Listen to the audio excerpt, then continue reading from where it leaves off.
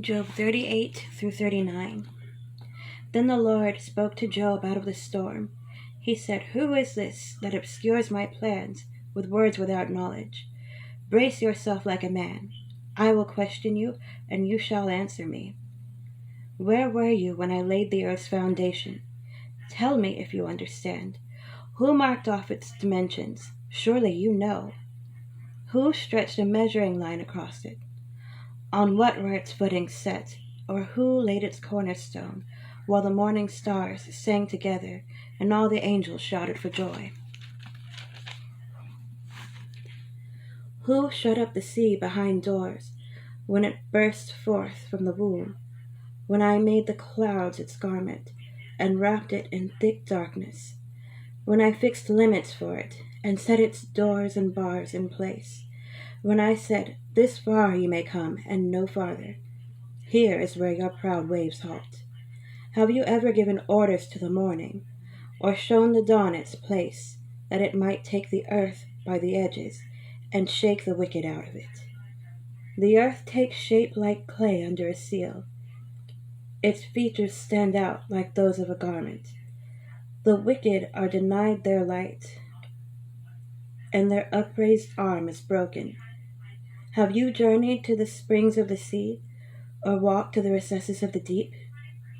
Have the gates of death been shown to you?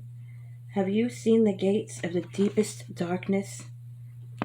Have you comprehended the vast expanses of the earth?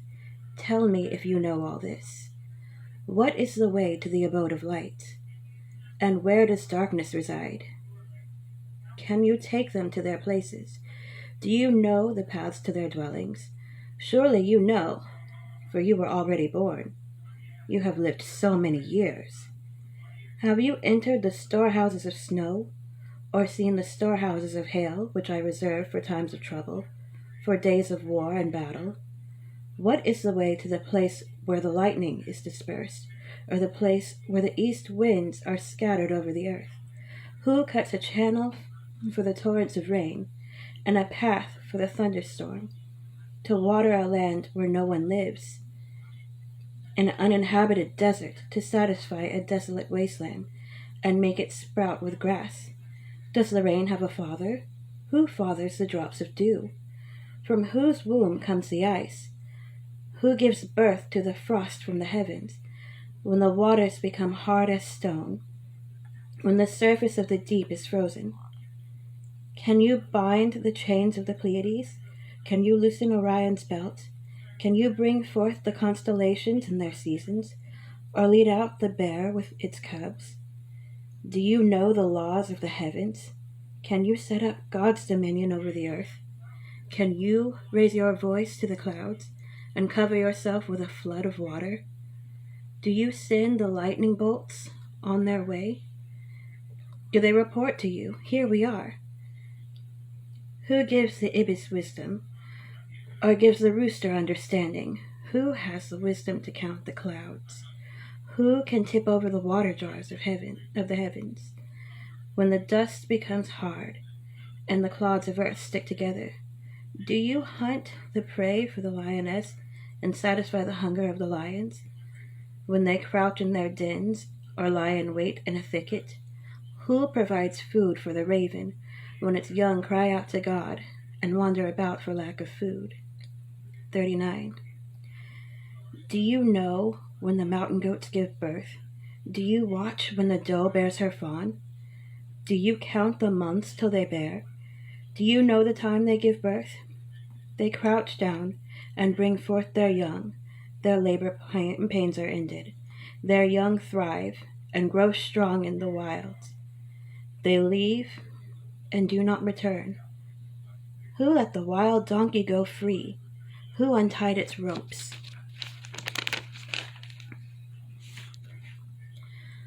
I gave it the wasteland as its home, the salt flats as its habitat. It laughs at the commotion in the town. It does not hear a driver's shout. It ranges the hills for its pasture, and searches for any green thing. Will the wild ox consent to serve you? Will it stay by your manger at night? Can you hold it to the furrow with a harness? Will it till the valleys behind you? Will you rely on it for its great strength? Will you leave your heavy work to it? Can you trust it to haul your grain and bring it to your threshing floor? The wings of the ostrich flap joyfully, though they cannot compare with the wings and feathers of the stork. She lays her eggs on the ground and lets them warm in the sand, unmindful that a foot may crush them, that some wild animal may trample them. She treats her young harshly, as if they were not hers. She cares not that her labor was in vain, for God did not endow her with wisdom or give her a share of good sense. Yet, when she spreads out her feathers to run, she laughs at horse and rider. Do you give the horse its strength, or clothe its neck with a flowing mane? Do you make it leap like a locust, striking terror with its proud snorting? It paws fiercely, rejoicing in its strength, and charges into the fray. It laughs at fear, afraid of nothing. It does not shy away from the sword. The quiver rattles against its side, along with the flashing spear and lance. In frenzied excitement, it eats up the ground. It cannot stand still when the trumpet sounds. At the blast of the trumpet, it snorts, "Aha!" It catches the scent of battle from afar, the shout of commanders and the battle cry.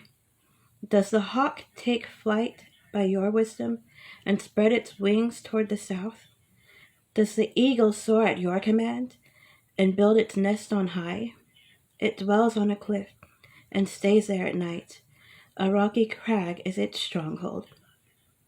From there it looks for food. Its eyes detect it from afar. Its young ones feast on blood, and where the slain are, there it is.